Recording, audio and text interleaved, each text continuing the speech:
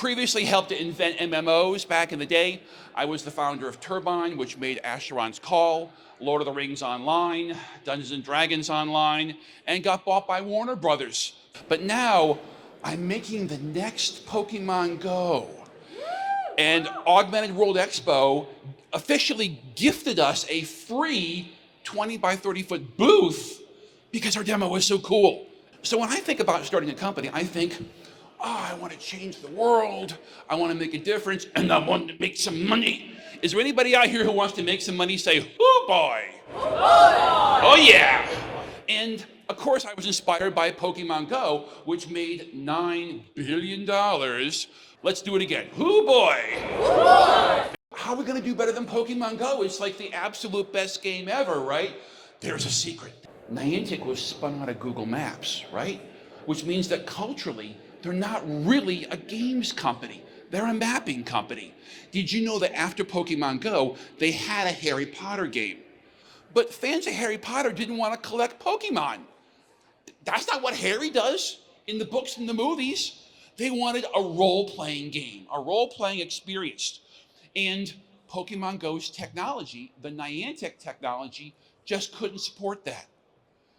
Pokemon Go made this amazing hit outdoor game, the first really successful outdoor game, but it didn't turn into a platform. Where's the Atari moment? Atari, the first big console, created console gaming as a platform. Why isn't outdoor gaming a platform with dozens or hundreds of hits? Niantic even has their Lightship platform for making games, but their technology uses fixed points. Fixed zero-dimensional GPS points. How am I going to put a racing car game on a point? I need a racetrack. How am I going to explore Fantasy World on a point? I need a landscape, a world map. All of the big genres in video games don't really work on points. Action, role-playing, strategy, simulation, sports. Can I get a hoo boy? That's what we're doing. We just launched the game this week. It's called Landing Party, and here's how it works. We don't just put a point in the real world. We create a landscape, this three-dimensional area that we place in the real world. It's like the holodeck on Star Trek. You're literally walking through this 3D environment.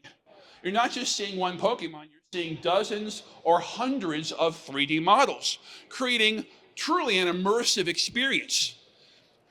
That walking around with a phone, in your mind's eye, there's stuff around you, and there's stuff behind you, and you're like, oh my God. Let me give you a couple examples of our patented technology. One of the patents has to do with moving the game world. Have you ever had a VR experience and there's a wall?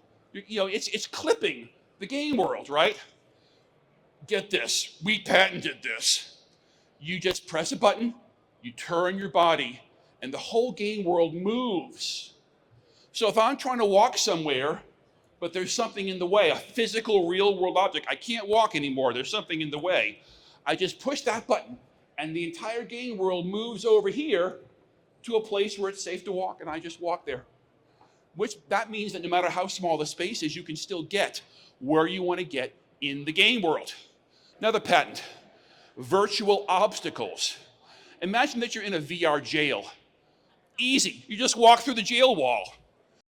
Or there's a virtual creature, easy, just walk through the creature and keep on going. Well, you can't do that in our game, because if there's a virtual wall right here, you take one step forward, the virtual world moves away from you a foot. Every step I take, the virtual world is walking further away from me, and I never go through the wall. We also patented going up and down in the game world. You want to go down into a crater? So in the real world, I'm just walking ahead with my phone. But in the game world, it feels like you're going down and down because the 3D graphics are going higher and higher.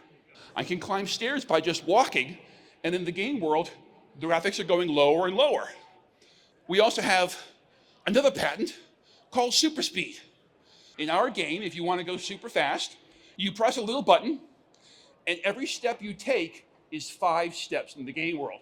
So I'm walking, but my little character is going through the game world. And surprisingly, it really works. We're here trying to create the Atari moment, creating a new platform in video games. Why shouldn't outdoor video games have dozens or hundreds of games? Can I get a hoo boy for that? Hoo boy! Let me show you this. Everyone's like, what is he doing? Don't unbutton any more buttons. This is a heart monitor. My doctor told me, don't come to the conference. Your heart can't take it. But I say, I gots to come, because I'm making the world's best video game. Thank you very much. This was a lot of fun, wasn't it? Woo, boy!